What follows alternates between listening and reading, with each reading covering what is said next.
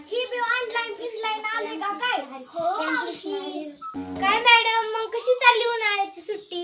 मस्त मजेत चालली राष्ट्रीय कामात.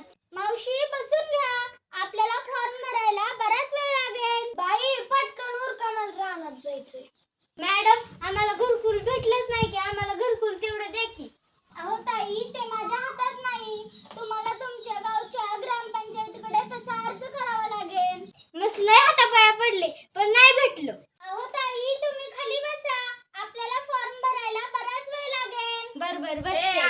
आबा कुठे गेलं? ए राजा, ए बाई काय म्हणतात बघ. नमस्कार मॅडम. नमस्कार दादा. आज कस काय अचानक सुट्ट्या देणं केलं? अहो, सध्या आपल्या भारताची 16वी जनगणना सुरू आहे. आता घर यादी व घरगणना सुरू आहे, त्याच्यासाठी आले. असं आहे वय.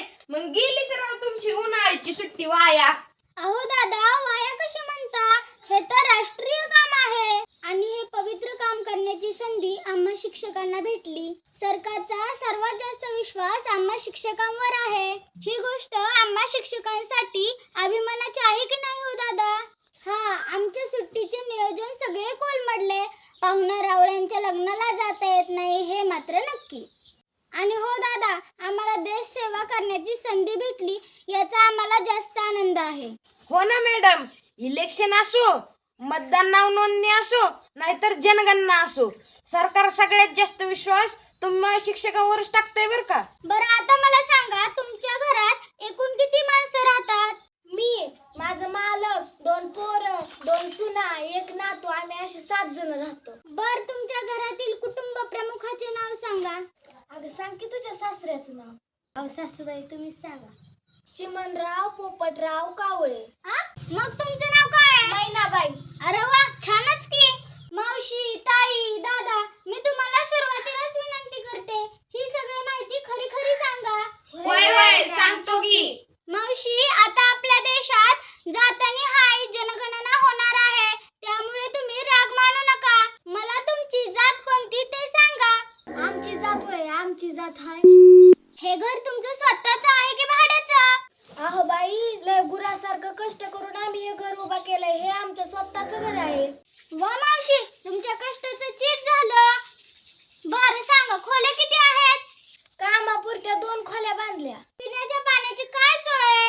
म्हणजे तुम्ही जे पाणी पिता ते कुठून येतं? आमची विहीर आहे घरामागं, तिथंच पाणी पितो आम्ही. म्हणजे जवळच आहे की पाण्याची सोय. तुमच्या घरी लाईट बी आहे वाटतं. वय लय दिवस अंधारात काढलं, पण भांडूनच आणली लाईट पाठ्यानी. शौचालय म्हणजे संडास बांधला आहे का? मग खास म्हाताऱ्यासाठी लेकानं संडास बांधले, नाहीतर लय हाल व्हायचे पावसाळ्यात. अरे वा, छान संडास बांधलाय लेकानं. सेप्टिक टँक पण बांधलाय वाटतं. मॅडम, एकदाच खर्च करून टाकला, परत झंझटच नको म्हणलं. सांडपाणी कुठं सोडलं जातं? इथंच आळूपाशी. बरं मला सांगा, अंघोळीची काय सोय आहे? याने आडोस केलाय तिथं कोपऱ्यात. इथं वस्तीवर कोण यायचंय बघायला? मला सांगा मावशी, स्वयंपाक कसा करता? चुलीवर की गॅसवर? लग्नात आलाय की गॅस लेका सुनाच्या तवापासून करतोय गॅसवर. आधी करायचं चुलीवर, सरपण गोळा करून करून लय हाल व्हायचे. रेडिओ, ट्रान्झिस्टर काय आहे का? मॅडम, रेडिओ नाही घरी, पण मोबाईलवर गाणी बातम्या ऐकतो आम्ही तेवढं. दूरचित्रवाणी म्हणजे टीव्ही आहे का घरी? अहो मॅडम, कामातून वेळच भेटत नाही. आपली बिगर रिचार्जची दूरदर्शनची डिश लावली आहे, कधीतरी वेळ भेटल्या बघतो. इंटरनेट आहे का घरी? म्हणजे हे असलं काय बी नाही आमच्याकडं. अगं आई, मोबाईलवर असतं ते. मॅडम, ते हाय माझ्या मोबाईलवर. बर. लॅपटॉप, कॉम्प्युटर काय आहे का? नाही मॅडम, आमच्याकडे यातलं काहीच नाही. बरं मला सांगा दादा, तुमच्याकडं दूरध्वनी, मोबाईल फोन, स्मार्टफोन कोणता फोन आहे? लय भारी नाही मॅडम मोबाईल, आपला साधाच आहे. फक्त त्यात इंस्टाग्राम, युट्यूब, फेसबुक, व्हॉट्सअप दिसलं म्हणजे बस झालं.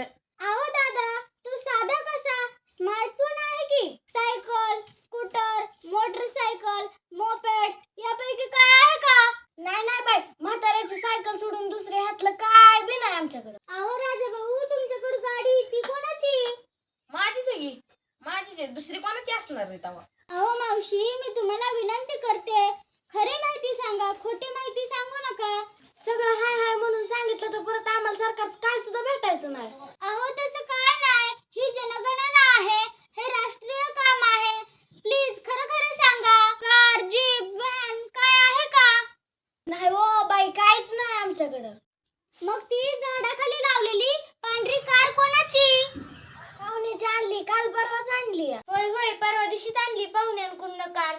मावशी, ताई, मी तुम्हाला पुन्हा पुन्हा विनंती करते, ही सगळी माहिती खरी खरी सांगा.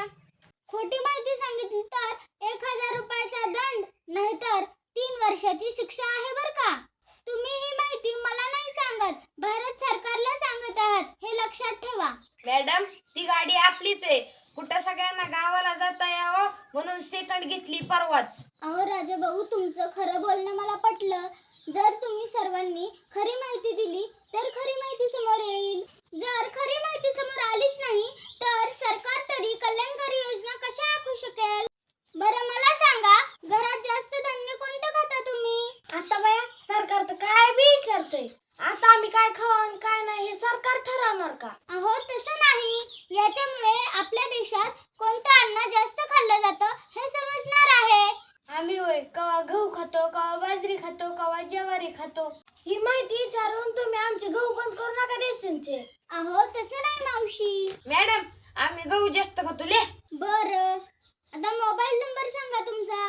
भरलेली माहिती आपण चेक करून पाहू. 98 50 98 69 13. चला आता तुम्ही सगळे ही माहिती चेक करून पहा.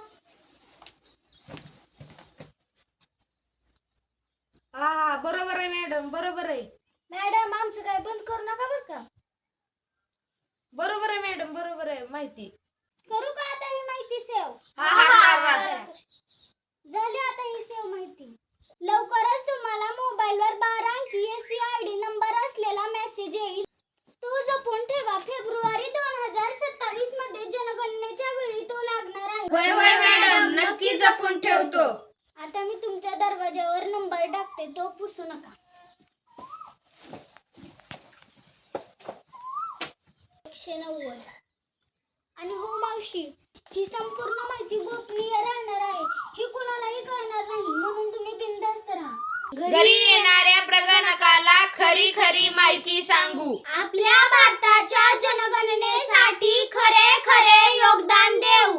तर म्हणा सगळ्यांनी, जनगणना असेल.